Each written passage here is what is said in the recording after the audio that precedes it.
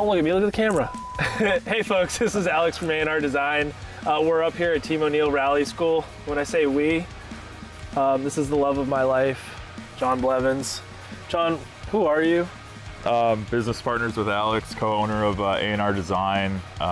Bet you didn't know that. Johnny and I have been co-owners of ANR Design since 2014. So we're doing a lot more things outside of the office together. So we're up here at Team O'Neill doing day 1 and 2. Johnny, why are we here?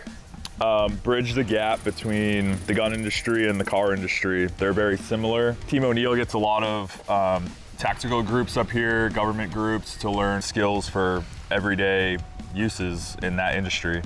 Yeah, capabilities, right? What are we trying to do as people in the gun community? Well, okay, we're good shooters on flat land, but what are you capable of doing? I guess you said you haven't done left foot braking. Have you guys done any other driving training? No. None? Sweet. So we use real cars. And what we mean by that is you could take any car you go to get off a used lot or anything like that, put a roll cage in it, put some seats in it, harnesses, you got yourself a race car. The other unique thing to rally too is a team sport. I didn't bring any notes in here, but pretty much all motorsports are team sports with mechanics and all that stuff. But the unique thing to rally is we bring a little co-driver who sits over here and reads us notes. So basically you can commit flat out on a road that you've never seen before. So if it's a blind crest or anything like that, you've never seen it, well, if he has good notes there, now you can commit flat out. So if he says flat right over crest, you better make sure you hold it flat if you want to win. If not, you're gonna lose places, lose time and all that shit. 200. Left 5 extra long, it's 70. Cut 30, right 5 long, okay. 180. Left 4 club. 100. LG long. So it's all gibberish. Like, so to you guys, it just looks like a bunch of gibberish, right? Yeah, like But 200 king Egyptian artifacts. like hieroglyphics, so that I can see if I He's can. waiting here, there might be a creek. Is that the kinky 150? Yeah, it's a kink 150. So a kink is just like, you can see through it, but it might have a little wiggle, and we call it a kink, but I like to get him to giggle mid-stage. So I'll be like, and he doesn't know I put a kinky. So he's like, all right, kink's 150. We'll come through a hot at stage, and I'm like, kinky 150. He's like, How fast, like how off, like before this, when do you tell him that that's the turn? so let's say we're coming out of this 5 right long tightens to 4. Yeah. He's already knowing that he's coming into a hairpin. I'm about a corner ahead of him. Okay. You know, the faster it is, and the So while more he's ahead. doing this one, you telling Yeah, this you one. know. Do you go by feel? Like you feel? A lot of it depends on the speed. So Okay. the guy who goes drive quarters normally got like SDI powered tubers and stuff pretty quick. So technical stages, yeah, I'm going by what I feel in my butt. You know, I don't have time to look up sometimes. Here it's really technical compared to, let's say, a fast flowing stages of New England and Maine. I don't have much time to look up when I'm here co-driving. Okay.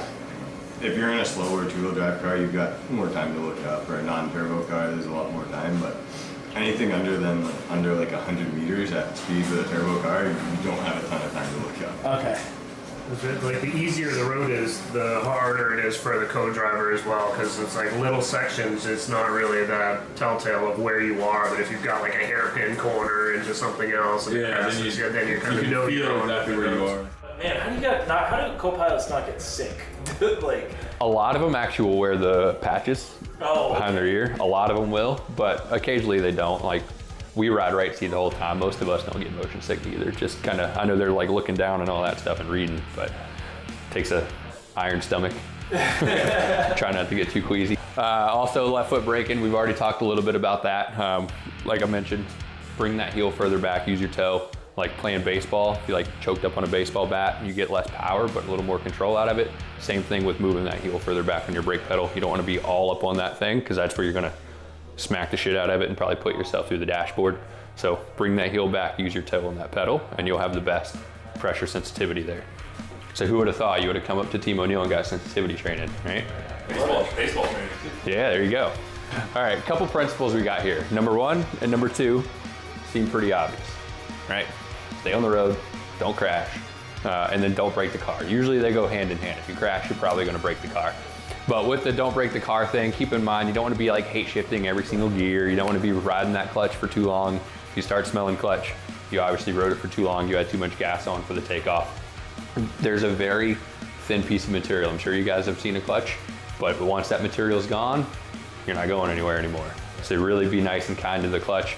Also, as far as like steering goes, the more you end up turning in, the more you scrub your tires. And if you actually hit something with a lot of steering in, you're more likely to bend a control arm up front or possibly damage a steering component and stuff like that. So we're actually going to try to minimize a lot of turning today because we're teaching a lot of left foot braking.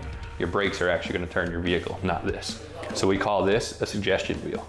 So you want to suggest you go a direction, and then your brakes are actually going to get you that direction. Oh, that's yeah, it's going to end up oversteering. Oh, how'd you do that? This one's got a magnet on it. Fucking magnets, how do they work? Magnets, how do they work? So my throttle's already set. I'll turn in, but the car's gonna go straight until I hit a little brake. And then we turn. Come off the brake, I put the weight in the back, now the car goes straight again until I hit the brake, and then we turn.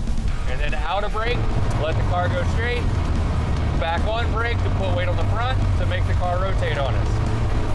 And we're on a loose surface, so you don't get that instant gratification. So you gotta stay in the brake for a couple seconds, hold it, hold it, hold it. Now I'm out of it. Because again, nothing responds instantly on a loose surface. So on brake, I'm holding it, I'm holding it, I'm holding it. Now I'm out of it. But you guys see, I don't need to move the steering wheel at all. I'm just working that left foot to put weight on the front to turn, and then off the left foot on the brake to put the weight in the back on the brake, back off the brake. And now I also mentioned about eyes. So to know when to get on the brake and how much brake to apply, look above your mirror over here. That's gonna help determine where you need to go. If you start staring out at the bank or out at the trees or grouses, whatever it may be, that's gonna make you end up lifting out of your gas, and then you just lock up your brakes and you don't turn anymore. But now I'll get back on a little brake again. Now off the brake to straighten out, back on brake to turn, and then back off the brake. So the pressure will change up. That's fine. That actually fits normal. So I don't know if you've ever like had your truck with the key off and just hit the brake pedal. Yeah. It's going to get stiffer on you. So your brake pedal. Brake fluid, right? Yeah, it's going to, because it's run off the engine. It's a vacuum brake line. Right. As soon as you lift out of the gas, that pedal now resets on you. Right. So try not to lift and you'll have a more consistent brake pedal. So I'm on nice and steady gas again, looking where I want to go. And again, you feel the wheel spin, I'm understeering until I hit brake, and then I oversteer, putting the weight on the front.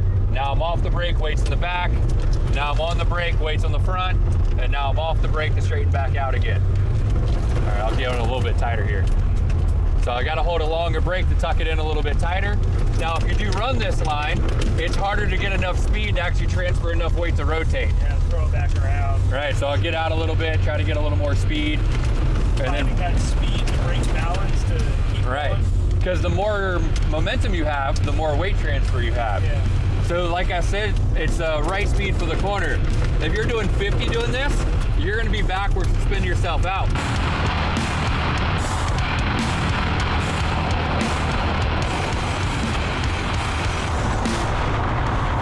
Knowing your limits. Off brake, go, hammer. Look up. Keep looking over, keep looking over. You guys good back there? Yep, we're good. That's something we're gonna figure out today. Obviously, your limits, that's where you're here. We're gonna try to figure those out in the very first exercise in the skid pad. The vehicle's limits, those things too constantly change. As you drive a lot from run 1 this morning to the very last run this afternoon, you're wearing your tires out. You wear your tires out, they're gonna have less grip. You heat your brakes up, they're gonna have less grip. So brakes are often, they have a certain temperature range. We have a street pad, so they won't work really, really well when they're a little bit on the colder side. But if you're riding brake for too much, too long, too hard, all that stuff, you start overheating your brakes. Now that temperature range is gonna get hot, so your brakes won't work as well anymore. You go with a full-on race pad, they are gonna be absolute garbage when it's cold until you actually put some pressure or put some heat in those things, and then they start working a little bit better. So that's something too that's always gonna be changing. Roads limits too, we're on a loose surface. Each time you slide through a corner, what do you spray into the outside? Material. Yeah, material. So now you're getting down more into a base material. It's going to be grippy. You get a little outside of that and all that loose stuff on the outside. Now that roads limits has changed because you're on a different type of surface there. So again, that's something that constantly changes. So you're really gonna have to work your eyes and like really look for that stuff. That's gonna be another big thing as we keep progressing throughout the day.